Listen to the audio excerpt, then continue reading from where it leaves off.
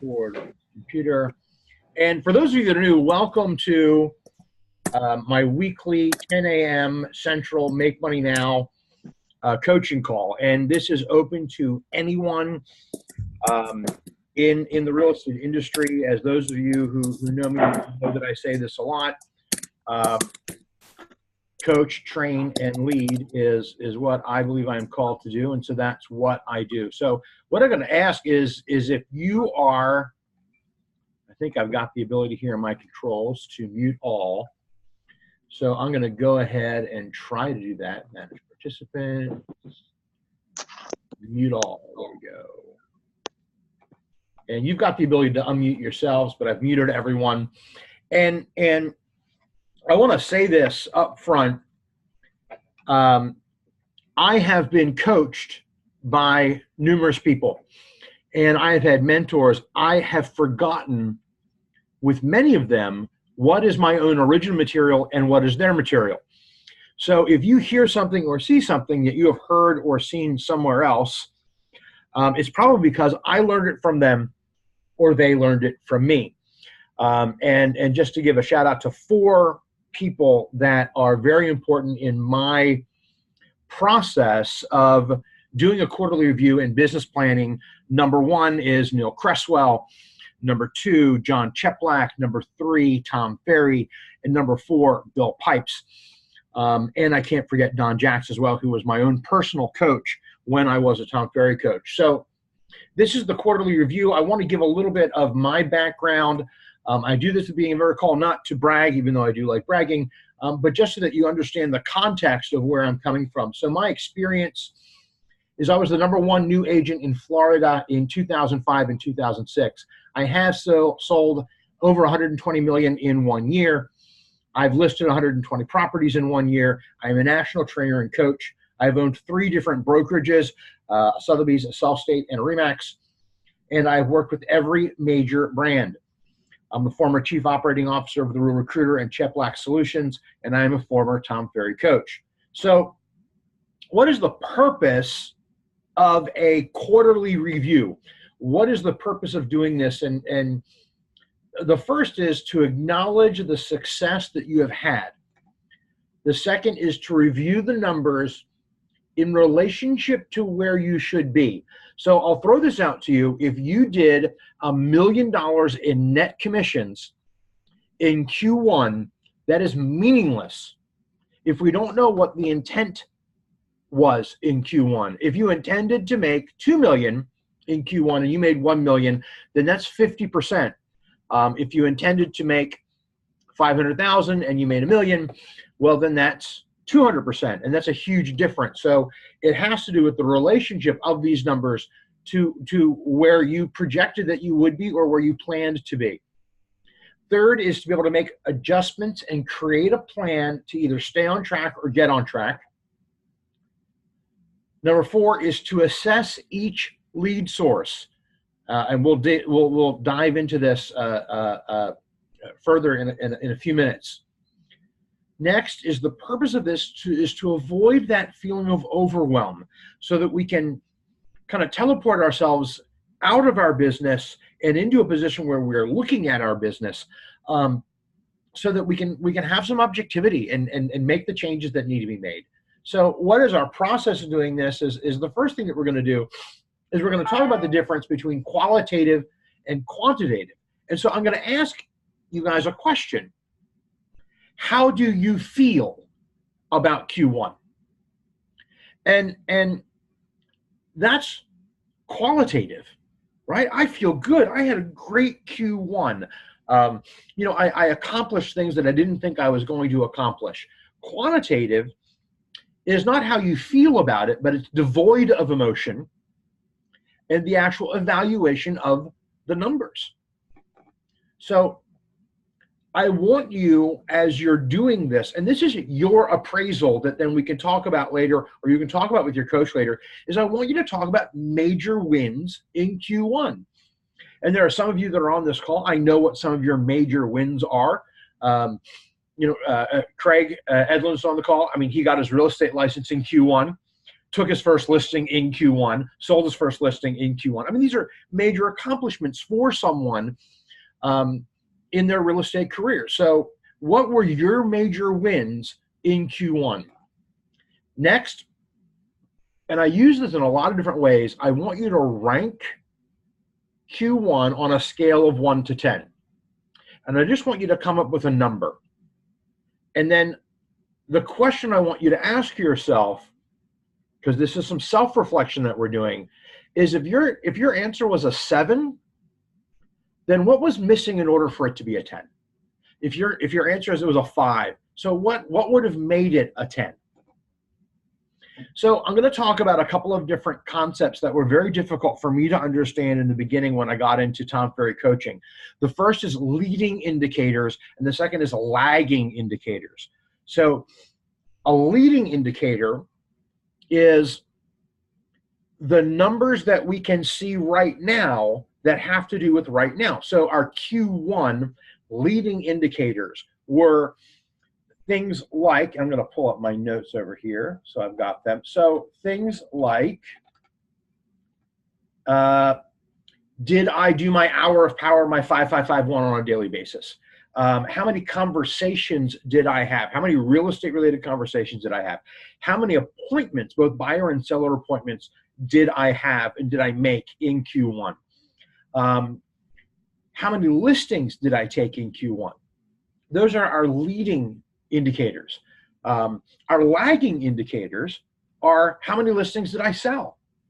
How many total sales did I have? How many total closings did I have? How much income did I generate? Because I'll venture to say this, is the majority of the business that you did, those lagging indicators in Q1, were based on activity from last year, from Q4, or even before. So it's important that we have an understanding of what our leading indicators are and what our lagging indicators are. Because if you only base your appraisal of the numbers on one of these, either your leading or your lagging key performance indicators, you're going to have an inaccurate view of what your quarter was like. So next, we need to compare these numbers to what our expectations were. So if our expectation was to do income of $35,000 in Q1 and we did $45,000 in Q1, we need to look at those differences. We need to compare these numbers to what our expectations were so that we can get realistic about our expectations going into Q2. We need to look at what some of our ratios were. So I'll throw this out to you. How many conversations per hour on the phone? How many conversations per appointment? What was your closing percentage on the phone? How many contacts did you have to make in order to get a closing? These ratios are very important. How many listing appointments did I need to go on in order to get a listing? How many listing conversations did I need to have in order to get a listing appointment? Because by analyzing those ratios with your coach, you have the ability to identify areas that you need to improve. So I want you to do next a deep dive for each and every one of your lead sources. So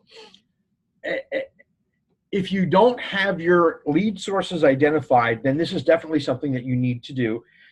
And what I mean by that is you need to know where your business is coming from, where you're spending your money, and what your expectations are. So if your center of influence, and everybody hears me talk about the core four, if your center of influence is one of your lead sources, then you need to go in and you need to look at how many pending or closed transactions did I get from my sphere, from my center of influence in Q1? How much gross revenue did I get? What were my expenses? I would do a more in-depth analysis of my leading and lagging indicators. So if you develop this lead source new in this last quarter, you're going to be looking at your leading indicators, not your lagging indicators. So you might not have pending and closed transactions, but you have had a number of appointments that are going to lead to that. You need to look at what your initial measurement matrix was for the lead source. And let me say this. the biggest mistake, or one of the biggest mistakes that I see agents make, is we have unrealistic expectations. And then we're disappointed when we don't live up to our unrealistic expectations. So if you added a new lead source in Q1, let's say you added for sale by owners, and you did not take a single listing from for sale by owners, and you expected to take 3, the issue might not be you did a bad job of working for sale by owners. It might not be for sale by owners didn't do it. It might be your skill set wasn't what it needed to be. And so when you're evaluating each of these lead sources, you need to be honest with yourself. And for many of us, that's very difficult. In analyzing, was it the lead source or was it me? So did working expireds not work, or did I not properly work expireds? Did I say I was going to do open houses, mega open houses as one of my core 4, and you set out to do 2 open houses a month and you did 5 open houses, and because of that you did not have the number of buyers you thought you were going to get from open houses? So this is that analysis that you need to do on each one of your lead sources. And then you need to look at what is needed around this lead source. So for some of these lead sources, it might be I did not allow time to elapse. I just need to give it more time. Maybe I need to spend more money or more time on this. And then also one of the things, and I'll talk about this a lot, is in reviewing these things, you need to review this with someone else so that you get their objective opinion.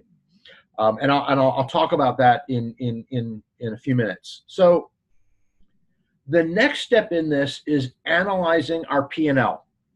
So we've got the ability within our little Zoom thing here to analyze, to raise our hand. And I didn't set it up as a poll, and I don't know that I can even see your hands if you decide to raise them. So I'm just going to ask you this: do you have a P&L? Do you have a profit and loss ledger?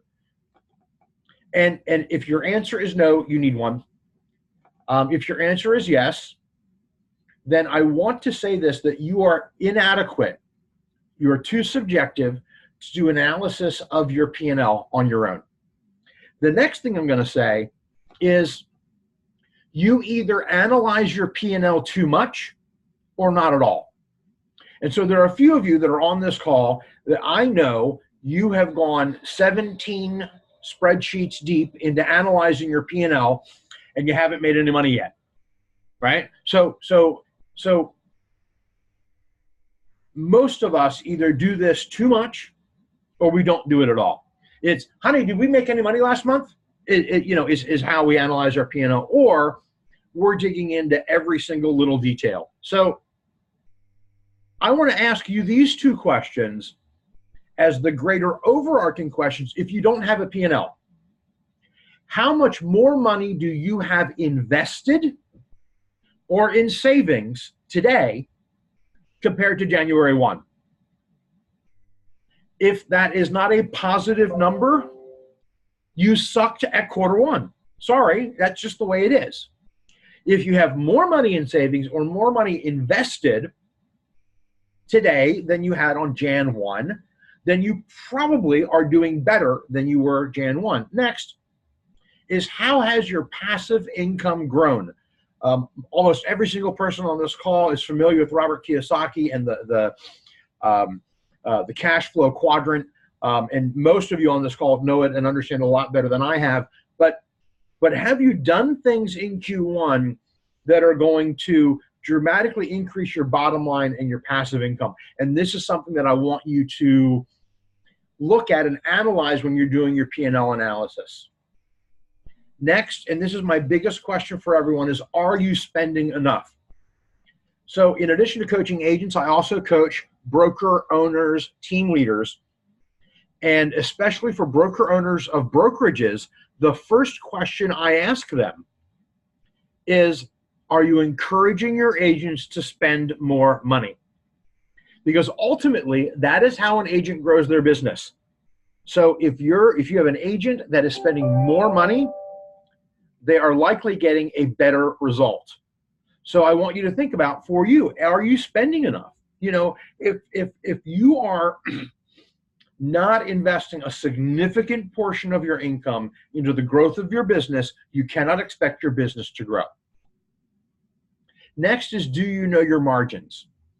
And I'll throw this out to you. The average real estate brokerage operates on a 3 to 5% profit margin. A good agent is operating at a 30% profit margin. When I was doing Team Plus coaching for Tom Ferry, my number one priority in working with these highly productive teams was, how do I get them to increase their margin numbers? So if you have a profit margin of 20% and you're able to raise that to 25%, that is huge. As you analyze each and every one of your lead sources, you need to analyze your margins as well. Here's why. If, let's say, one of your lead sources is Facebook ads, and you have a profit margin of 30% on Facebook ads. Now, basically what that means is, if I spend $100, then I'm going to net profit, right? I'm going to net $30 from each $100 that I spend. Well, if that's the case, if you're getting more than 30% profit margin on a lead source, I would strongly recommend you spend as much money as you possibly can until, law of diminishing returns, until that profit margin number begins to decrease. If you don't know what your margins are, you really cannot adequately analyze whether or not something is successful or not. So our next step in this evaluation of our quarter is, we need to talk about the things that need to change. So what behaviors or disciplines do you need to strengthen or create? I'm going to repeat that. What behaviors or disciplines do you need to strengthen or create? If there are things that you are not doing that you know you should start doing, how are you going to develop that discipline? What are the skills that you need to improve? Wow, you know what, Chris? I get on the phone and I spend 2 hours a day on the phone and I don't get any leads. Well, when I hear that from somebody, I know one of two things is true. They're talking to the wrong people, or they're saying the wrong things. So those two skills are, I need to be more prudent in deciding who I'm going to talk to, so that my closing rate can go up, or I need to improve what I'm saying so that I'm getting a better result. So what are the skills that you need to improve? And most importantly of everything, what work do you need to do on your personal psychology? So, full disclosure, I'm going to open up my kimono and share this with you. I have a person that I was trying to help in understanding why they were not getting any results from their lunch and learn. And the very difficult conversation had to happen. I didn't have to have it. Somebody else had it. They're on the call. And basically it was, no one comes to your lunch and learns because no one likes you. And that was a really difficult thing for them to acknowledge. And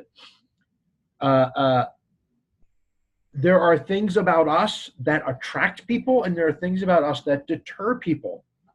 If your immediate reaction to everything is, oh my God, the world is ending, this is horrible, then you're probably not going to instill confidence in the people around you.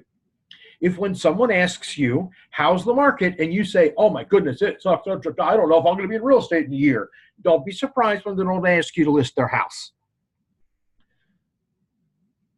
I find that if I am not truly investing my time and energy into my own personal psychology, I cannot stay at the top of my game.